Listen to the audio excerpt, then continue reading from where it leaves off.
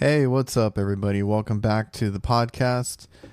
Today we're having our jobber sponsored series, which is I'm calling it Standing on Business, right?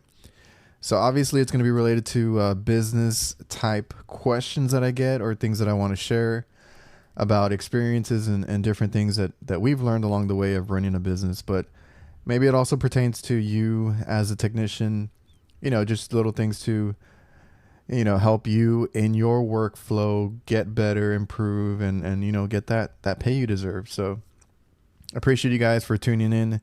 This should be episode 3. And what I want to talk about today is a question that I've gotten a few times is how do you separate or control the work as far as actually, because we're in the field too. We're running a business and we're in the field. We're the technicians that are out there every day.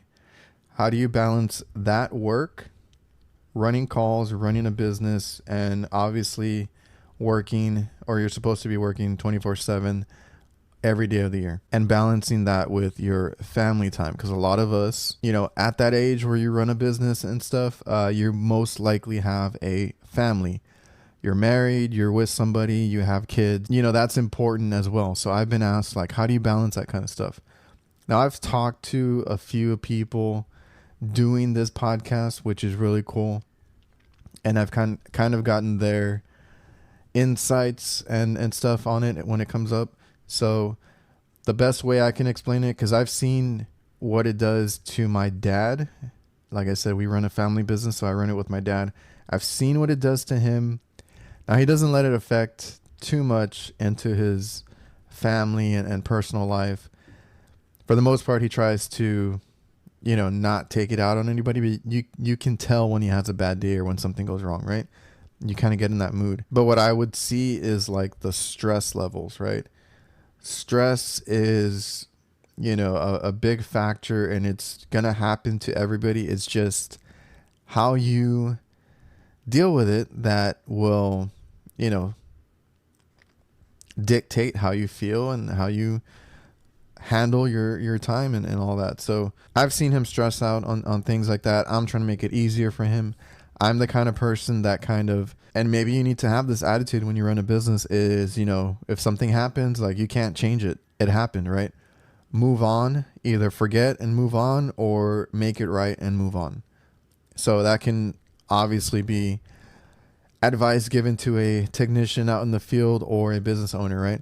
If a customer is upset with you, try to make it right. Try to do what you can. You as a business owner, that could mean a free something, right? We've done the free part, the free labor thing, or a discount on their invoice if we genuinely screw up. Now, if it's a customer that is being a little outrageous, ridiculous, you're never going to please customers like that if they're complaining about stuff that's out of your control, or you did the work and you did the repair and you did it right and they're still nitpicking about price or time or whatever it may be, and you try to help them out and they're still upset. Like, you're never going to please every customer. So you need to, like I said, make it right and move on, or forget it and move on. That way you don't bring that stuff home. You don't have to stress about it later. You're going to stress here and there, especially the number one thing I would say is the money. So in the beginning, just make sure that you understand you got to hustle. It's a business. You're in the business of making money, not losing money, but it might come a little slower to some. You might have ups and downs, all that stuff. I talk about that all the time, but stress, try not to bring it home. I've talked to other guys on my show where they have this imaginary, like, hanger that they have at their van or at their house, and they kind of, metaphorically, when they get home, they leave their work problems at the door or in their van, however you want to say it. And then when they leave from home every morning, they leave their personal issues at home, right? They hang them up before they leave. That way you don't have to cross and mix both. The way I handle it, like I said, I'm a very, like, forget it and move on type of person. I don't like to stress about it. I don't like it interfering with my free time. I dedicate my free time to family, talking to, my family, talking to my kids, whatever my kids need. I go to all their events if I can, school events, stuff like that. I make the time for that, and I feel like I have the luxury because I have my own business to where I can take the time off. And dealing with that is the only way you're going to keep sane because and I've dealt with it too. When I started, I didn't know how to separate it. I would have a bad day or something would go wrong, and I'd be worried about it the whole, time after, the whole day after, that night, that evening. And then it would keep me up at night. I would think about what I did or what happened and what went wrong. And you lose sleep, you lose time, and time is not something you can get back, with your family, your kids, your significant others. So I've never had it directly affect me, and I haven't seen it with my dad, but I've heard, skilled trade or any labor that we do where it's intensive and stressful can cause little ripples in relationships and leads to, divorces and things like that. Personally, I haven't had to deal with that, but I don't know. It's because I separated. So if I want to give you guys advice is, just make sure you separate it. Stay sane. So like little examples of that, like I said, I had a guy talk about leaving it at the door. Imagine that you don't want to take those to work with you or to bring it home, whichever way you want to think about it. But the way I deal with it is, I'm a business owner. So yes, my business is not going to take any time off. So we do have to do paperwork, billing, quoting, a lot of stuff off hours, or emailing back, texting back, calling back,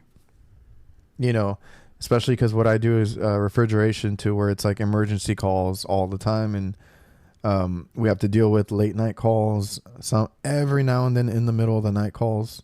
So it's not like I can just clock out. So if you're an employee, you have that luxury of just clocking out, right? So I try to do that in a certain way to where, like, when I get home, my phone, and also because I do social media, I post, I have this podcast, I have a lot of social media accounts to where I'm posting and trying to build a brand up basically. So when I get out of work, my phone is on silent. Only my family members can get through to me, which kind of works in my situation because my dad is my boss or my work partner.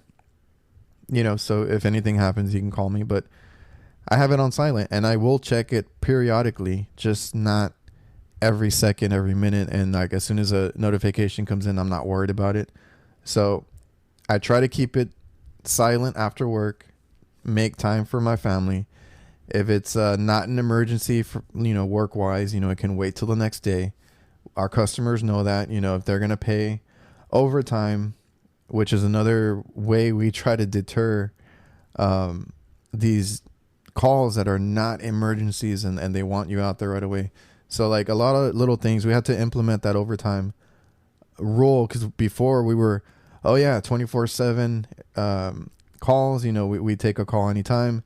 And people would abuse it as far as like, my AC is not as cold as it should be, or this and that. And it's like, well, I didn't have to come out here in the middle of the night to check that. I could have checked that in the morning, So at work, we implemented overtime rule where we charge a good amount to go out there after hours. If it's an emergency, they'll pay.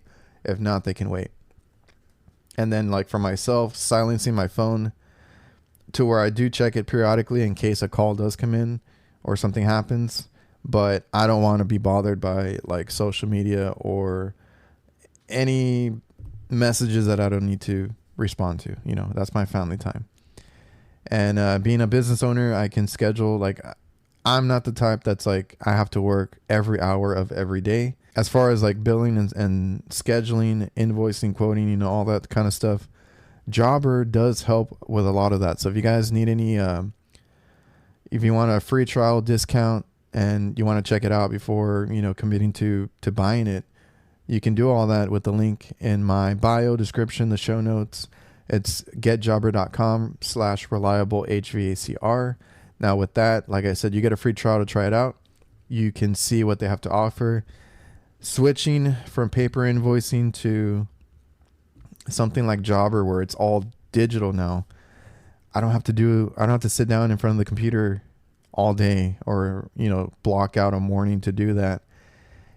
And then and if you guys are in my field, you know how busy it gets, especially in the summer.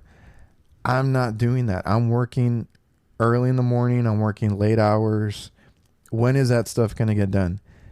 In the evening, in the middle of the time, during my dinner plans with my, significant other and kids. And on the weekend is when I would also do it because I didn't have time during the week because I was so tired.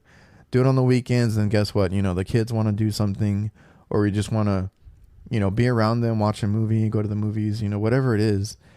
And you can't because you got to do business stuff on your after hours. So I've tried to, like I said, separate work from home and then make my job easier by switching to something digital like Jobber. And like I said, night and day, because I'm hardly ever doing anything.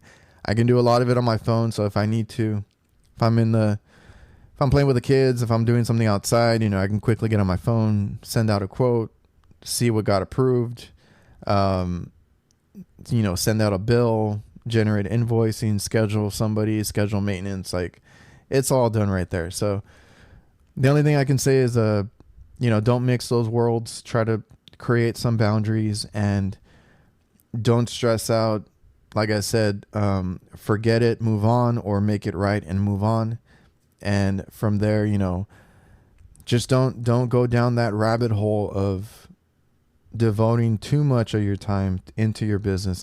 Yes, you want to build it up. Yes, you want to hustle when you start. There's always going to be that time period of building it up. But like, the whole point of running a business and working for yourself. Now, you could be a one-man show. You could be a multi-million-dollar company that has like 40 employees. The main goal with either one, whatever scale you're at, is to hustle and then reap the benefits. So hustle in the beginning, like for us, it was the first 5 years or so.